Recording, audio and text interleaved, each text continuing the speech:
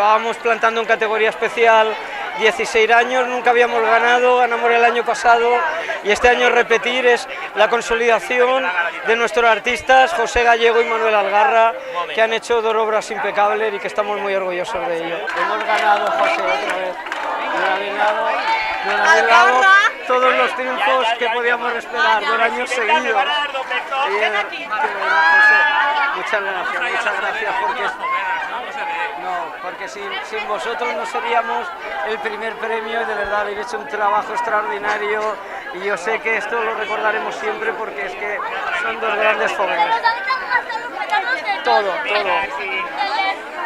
Hemos arrasado con todo, pero este es el que de verdad queríamos y bueno, estamos muy contentos. Bueno, de verdad, muy satisfechos.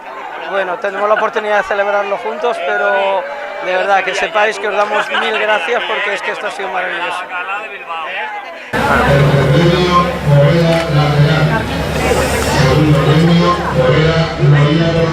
Estábamos muy esperanzados de que pudiéramos ganar, pero es verdad que la rivalidad era importante y podía pasar cualquier cosa.